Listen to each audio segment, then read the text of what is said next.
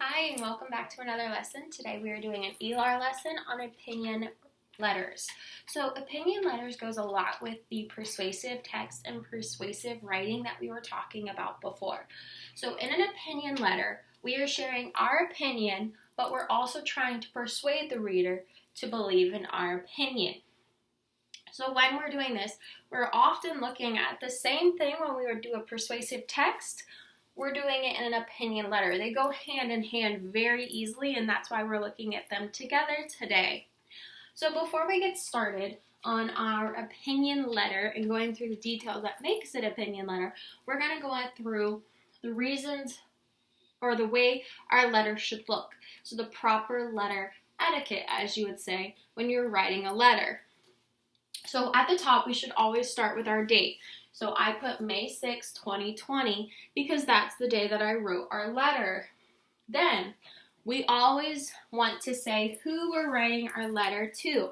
So I put Dear Mr. Guevara because I'm writing my letter to Mr. Guevara.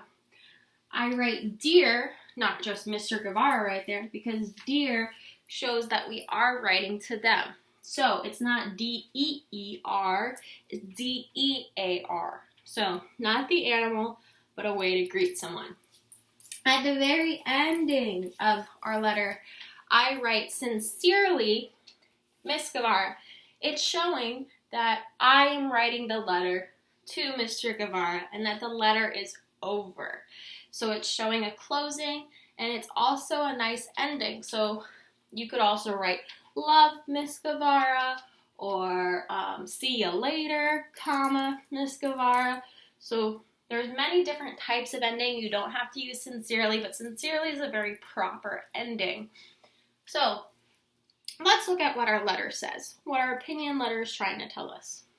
If you're a part of my Zoom meeting yesterday, you're going to know. So, May 6, 2020. Dear Mr. Guevara, I think we need a new pet. A big pet that will protect our house. It should be a rhino.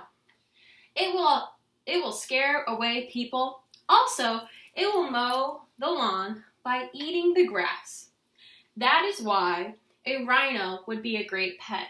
Sincerely, Miss Guevara. So, my opinion is writing to my husband why a rhino would be a great pet for our family. So now we're going to go through the different parts of what makes an opinion letter. So, we always want to start our letter off with our opinion. So the reason we are writing the letter. When we're writing the letter, I wrote, I think we need a new pet. That's my opinion. He might not think we need a new pet, but I think we need a new pet. Could be a big pet because I want a big pet. That's my opinion. And I end it on my opinion with, it should be a rhino. Because it's a big pet, it has a horn, it would scare away people, it makes sense to me. So, once I'm done giving my opinion, I need to give my reasons. So in my letter, I listed 2 reasons, mostly because I was running out of space. But when you list your reasons, you need to use words called transition words. Transition words help you move from one idea to the next and then on to the next. So, my transition word that I used in mine was also. So I gave my 2 reasons. I gave my first reason and then I said also it will help mow the grass by eating the grass. I reworded that, but that's my second reason. If I gave another reason, I could say lastly, I could say third, I could put other words in there to make it flow. That's the reason we want to flow through our ideas. Most opinion letters need at least 2 to 3, if not more, reasons of why. So we need to give a full list because you're trying to persuade your reader to believe in what your opinion letter is saying. Next, what we always need to do is when we're closing out our letter, when we're writing our last sentence, we always want to restate the reason we wrote our opinion letter.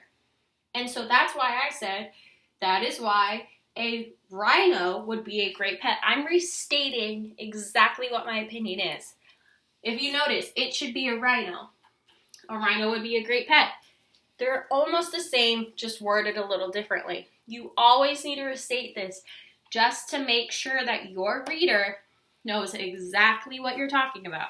We've already talked about this, but we want to close our letter and write who it's from. So if they want to respond, or if they want to let us know about their opinion, they can write us back.